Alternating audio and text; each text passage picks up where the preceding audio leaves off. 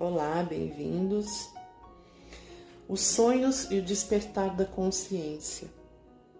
Qual a relação dos sonhos com a nossa consciência? Os sonhos têm significados especiais ou não? São apenas devaneios. Eu inicio a nossa reflexão com esta frase: o sono do corpo físico acompanhado de sonhos ajuda o espírito a despertar. E o porquê disso nós vamos entendendo. Nós sempre ficamos intrigados com os nossos sonhos, né? O que eles significam, tem algum sentido ou são apenas devaneios nossos, são fantasiosos, tem a ver com a nossa vida presente ou passada. Realmente o nosso espírito se desprende do corpo quando dormimos e viaja, e depois nós nos lembramos em forma de sonhos?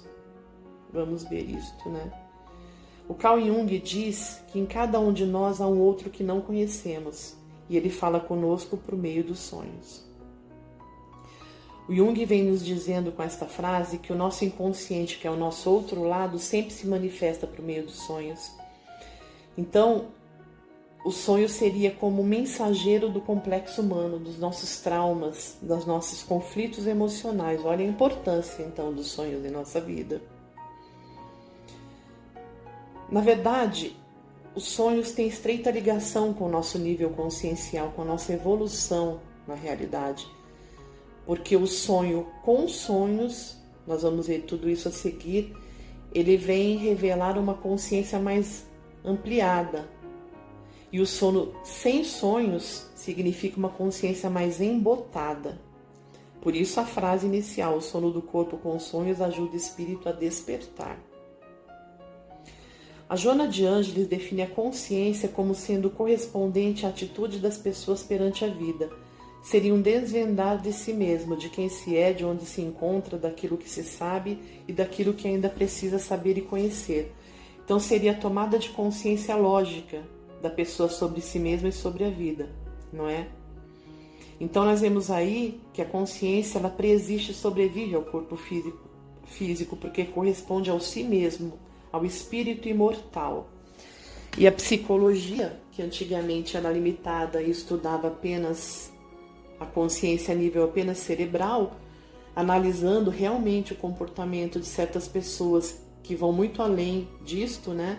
Como os paranormais, por exemplo, as pessoas extrafísicas, foi evoluindo, descobrindo que a consciência vai muito além do cérebro, do nível cerebral, não é? E realmente confirma que a consciência ela é extrafísica, na verdade. O estudioso russo chamado de Hoppe classificou os níveis de consciência em 5 estágios, que são, primeiro, consciência de sono sem sonhos, segundo, consciência de sono com sonhos, terceiro, de sono acordado, quarto, de transcendência do eu e quinto, da consciência cósmica. E a Joana de Ângeles interpreta essa classificação no livro Elucidações Psicológicas à Luz do Espiritismo, página 272, dizendo o seguinte sobre isso. No primeiro nível, quando se transita no sonho sem sonhos, apenas os fenômenos orgânicos automáticos se exteriorizam, assim mesmo sem o conhecimento da consciência, tais respiração, digestão, reprodução, circulação sanguínea. Então, esse estágio do sono sem sonhos é determinado pelos fatores fisiológicos e é o primeiro estágio da consciência das reencarnações humanas. É considerado o estágio do cérebro reptiliano, que é a parte mais inferior, não é, do cérebro. Por isso que nós dizemos aqui, o sono sem sonhos é um sono de uma consciência mais embotada, não é consciência das pessoas que não utilizam o intelecto mais profundamente, que vivem mais automaticamente. São pessoas que muitas vezes passam a vida inteira se dedicando apenas às satisfações básicas do corpo, do comer, dormir, reproduzir-se, usufruir dos prazeres da vida. Elas não se atentam ao significado existencial mais profundo. Então, cabe a cada um de nós, sabendo disso, nos questionarmos o quanto nos dedicamos apenas a essa vida fisiológica, não é? O quanto nos direcionamos apenas para isso. Aí nós já vamos poder saber, nós vamos poder nos identificar como seres mais despertos consciencialmente ou não. E qual o resultado disso, não é?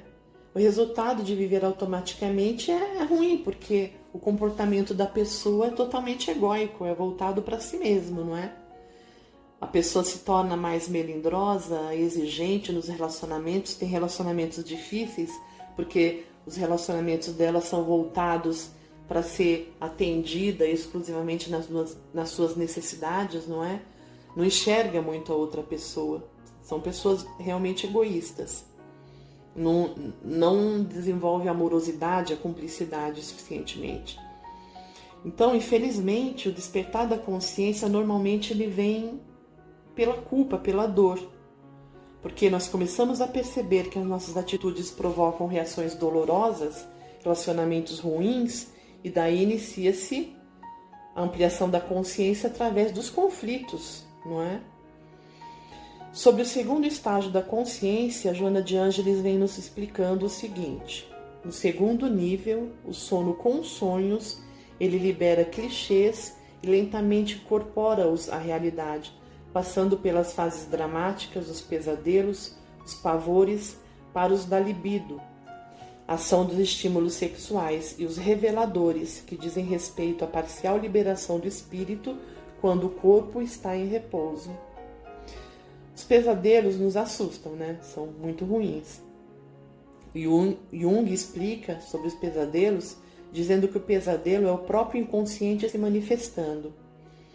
Pode haver aí a revelação de um conflito emocional, de traumas, como nós estamos falando. Então nós vemos aqui também a mentora Joana de Ângeles nos dizendo, nos explicando uma dúvida que muitas vezes nós temos. Se realmente o espírito se liberta do corpo enquanto dormimos e viaja para regiões diferentes, inclusive para o plano espiritual. Sim, ela afirma que sim, que nosso espírito se liberta enquanto dormimos. Neste caso, o sonho pode misturar experiências que o espírito parcialmente liberto experimenta e mais a percepção do inconsciente sobre essas experiências vividas pelo nosso espírito, por nós, né, no caso, que nós somos os espíritos. Então, esse tipo de experiência que nós temos são os sonhos reveladores, são de suma importância para o nosso desenvolvimento consciencial e espiritual.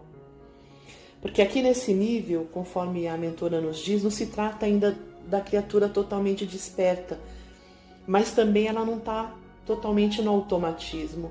Então são sonhos muitas vezes significativos, realmente reveladores, como o próprio nome diz.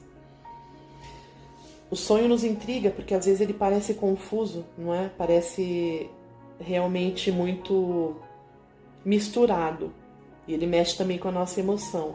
Mas isso é porque tem a influência do nosso inconsciente, como nós estamos vendo. Mas agora nós entendemos melhor o porquê de determinada confusão.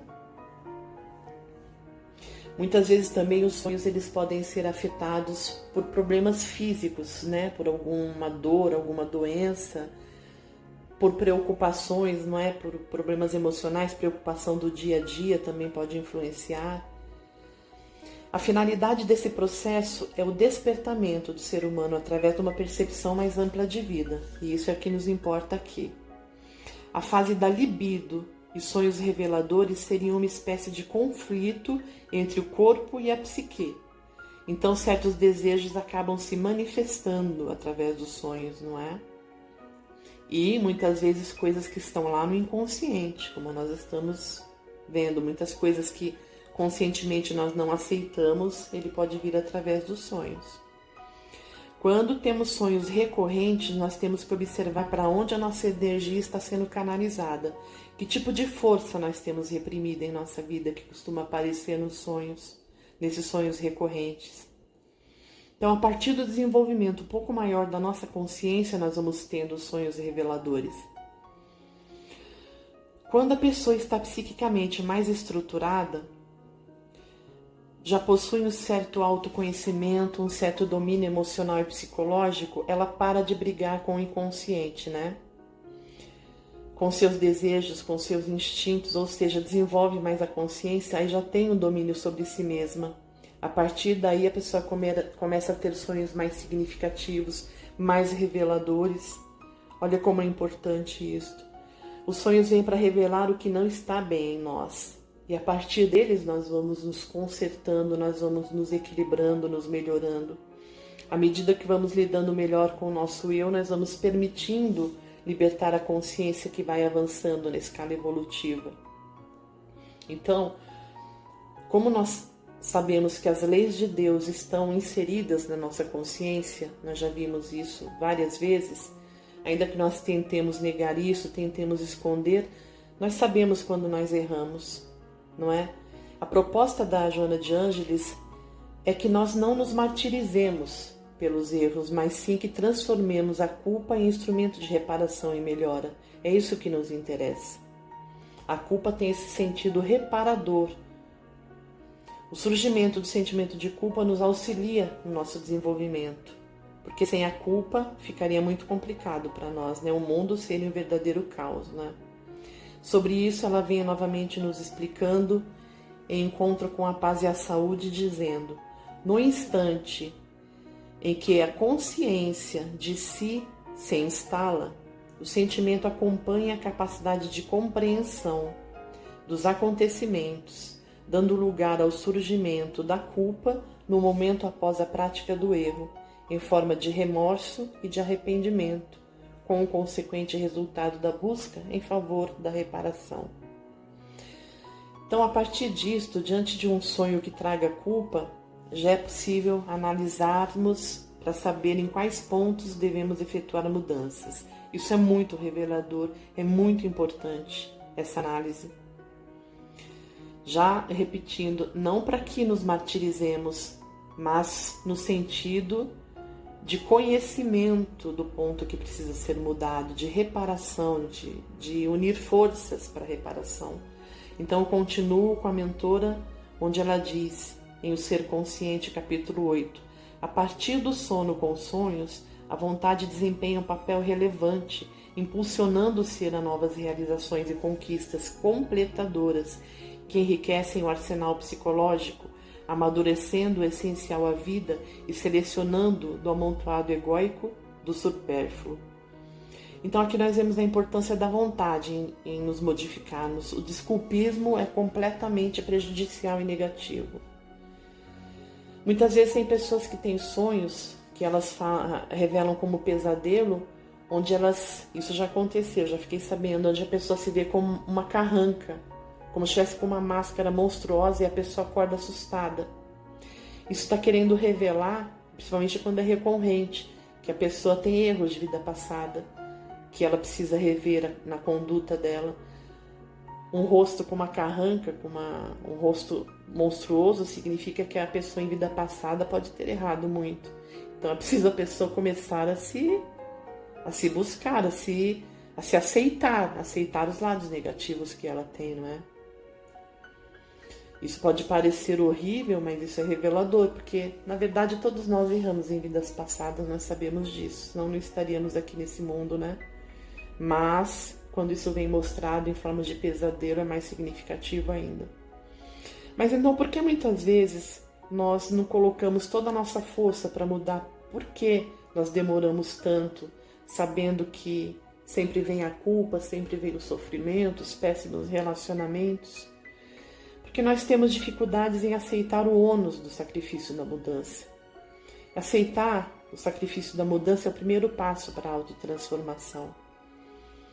A partir do desenvolvimento da vontade grande, da vontade suficiente para efetuar mudanças, nós entramos no terceiro estágio consciencial, onde a Joana de Ângeles nos explica que o desenvolvimento da consciência atinge o terceiro nível, o de sono acordado, no qual a determinação pessoal, aliada à vontade, conduz o ser aos ideais de enobrecimento, a descoberta da finalidade da sua existência, as aspirações do que lhe é essencial, ao autoencontro, à realização total.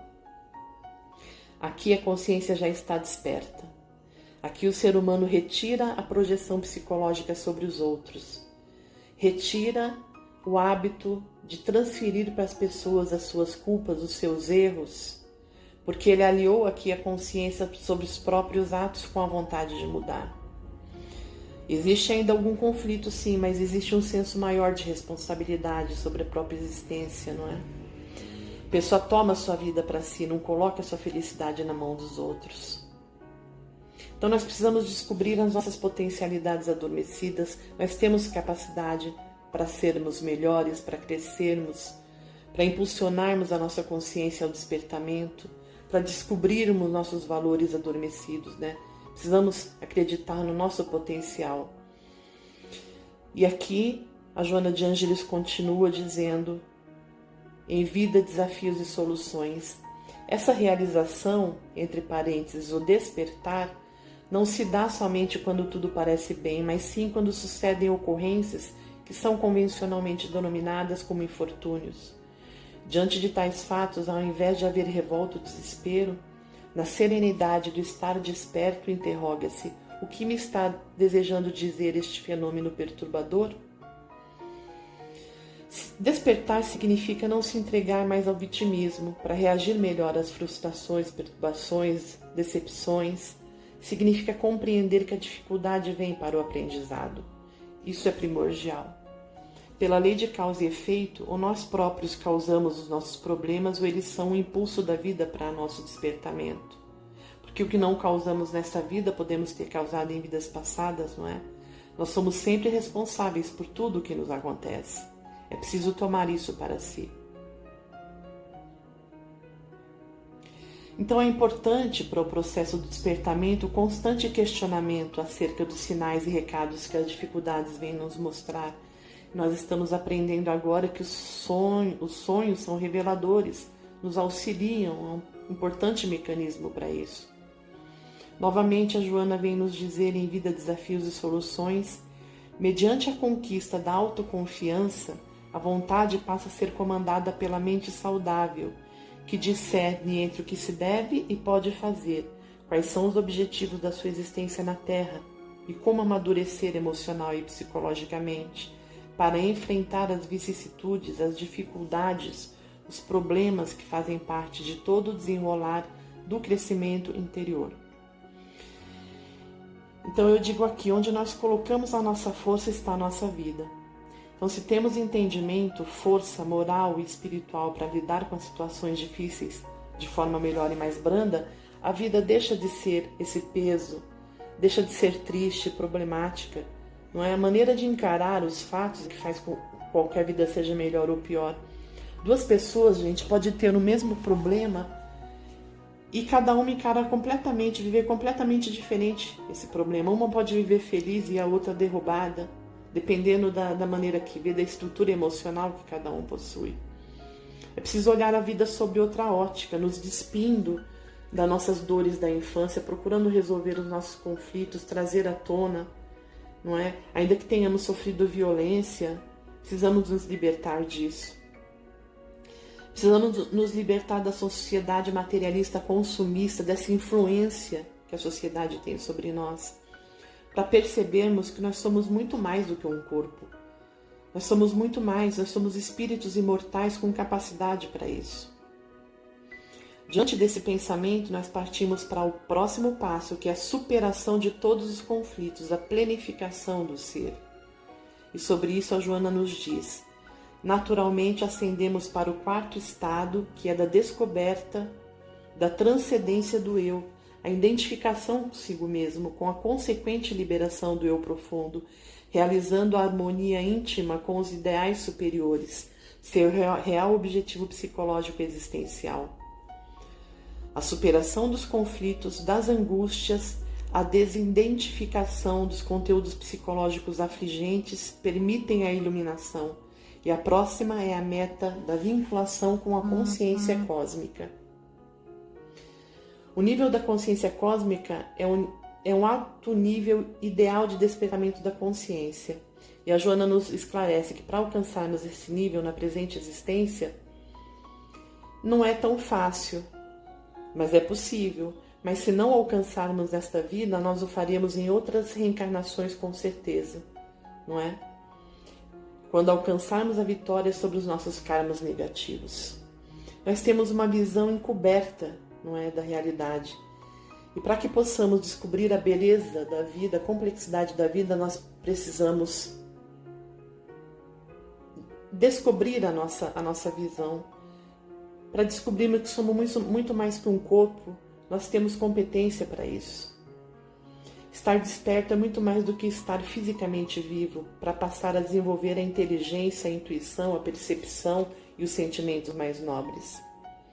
Então é preciso deixar de lado nossas dificuldades, nossos vitimismos, não é? Para descobrirmos nossas potencialidades adormecidas. E Jesus dizia nas suas pregações: sois deuses. Por que Jesus falava isso? Porque ele sabia da nossa capacidade de despertar a consciência. O divino está dentro de nós e nós precisamos descobrir. Precisamos nos conectar ao nosso eu divino. Então, pessoal, para se obter sucesso nessa busca do despertamento é preciso seguir alguns requisitos. Nós temos que deixar de lado as nossas variações de humor, as nossas inseguranças. É preciso nos indagar sobre o que desejamos da vida física, dessa existência, como fazemos para alcançar os nossos objetivos que perseguimos, que desejamos. Precisamos sempre estar avaliando as nossas ações, se elas estão certas, se não estão corretas, não é? Despertar é atingir a plenitude através da consciência da própria realidade interior, da capacidade que temos para libertar-nos dos conflitos, dos medos que nos imobilizam, do sentimento de inutilidade e vazio existencial que é muito negativo. É descobrindo a alegria de viver através da ampliação do campo de comunicação com as outras pessoas, com a natureza. Porque quando se está desperto, se compreende aqueles que ainda dormem. Nós aceitamos melhor as pessoas, não nos irritamos e nem nos perturbamos com aqueles que são diferentes, que muitas vezes agridem. Despertar significa livrar-se de impedimentos e preconceitos para construir o bem na própria vida e na sociedade. Não somos mais o eu, somos o eu e o outro também. Significa estar lúcido para os objetivos essenciais da existência, não é? Que é trabalhar para combater em si o egoísmo, o personalismo, substituindo-os pelo altruísmo, pela generosidade e serviço de engrandecimento moral de si mesmo e do semelhante. O ser consciente tem por meta alcançar a própria plenitude através da plenificação da humanidade. Eu desejo a todos um rápido e feliz despertar. Fiquem bem e até a próxima.